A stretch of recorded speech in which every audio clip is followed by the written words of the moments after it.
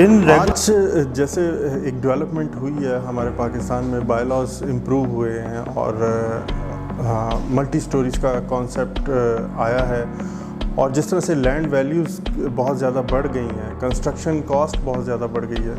تو میں نہیں سمجھتا کہ کوئی بھی ڈیولپر ایسی غلطی کرے کہ وہ بغیر ایکسپرٹ آرکیٹیکٹ کے بلڈنگ کو لانچ کرے یا بلڈنگ کو ڈیولپ کرنے کا سوچے بھی، کیونکہ یہاں پہ اب چیزیں جب آپ ایک چھوٹا سیٹ اپ بناتے ہیں تو ٹھیک ہے، آپ خود سے بھی 2 کمروں کو ڈیسائیڈ کر سکتے ہیں، گاؤں میں کر سکتے ہیں، لیکن ملٹی سٹوریز میں بہت سی چیزیں انوالو ہوتی ہیں، اور ملٹی یوز بلڈنگ یا ملٹی فنکشنل بلڈنگ جیسے مالز ہیں، نیچے پارکنگ ہے، اس کے اوپر شاپنگ ایریاز ہیں، اس کے اوپر پھر آفسز ہیں، دین اپارٹمنٹس ہیں، وہاں پہ جیسے ہی ایکٹیویٹیز چینج ہوتی ہیں تو اس میں آپ کی سروسز کی جو کمپلیکیشنز ہیں وہ بڑھ جاتی ہیں، تو بغیر ایکسپرٹ کے آرکیٹیکٹ کے ڈیولپر یا بلڈرز کو بالکل بھی اس طرف کوئی اسٹیپ نہیں لینا چاہیے۔ اس میں کیوس ہے، پیسوں کا ضیاع ہے۔ ڈیولپرز ہیں ان کو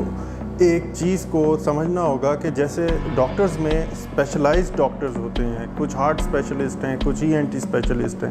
اسی طرح سے آرکیٹیکٹس میں بھی اسپیشلائزیشن ہے، یا ان کا ایکسپیرینس ان کو اس فیلڈ میں یا اس ڈائریکشن میں اسپیشلائزڈ کر دیتا ہے۔ لائک بہت سے آرکیٹیکٹس ہیں جو گھروں میں اسپیشلائزڈ ہیں،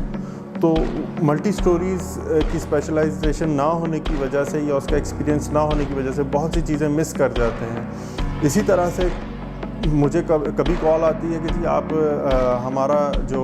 لینڈسکیپ ہے اس کو ڈیزائن کر دیں۔ I am not a landscape architect, I have to be clear in myself کہ اس طرح کا کوئی کام آتا ہے تو مجھے صاف انکار کرنا ہے۔ اسی طرح ڈیولپرز کو بھی آرکیٹیکٹ سلیکٹ کرنے سے پہلے اس کے ایکسپیرینس کو ضرور دیکھنا چاہیے کہ اس کا ایکسپیرینس کس طرح کی بلڈنگس میں زیادہ ہے۔ تو یہ ایک میسیج ہے میرا آپ لوگوں کو کہ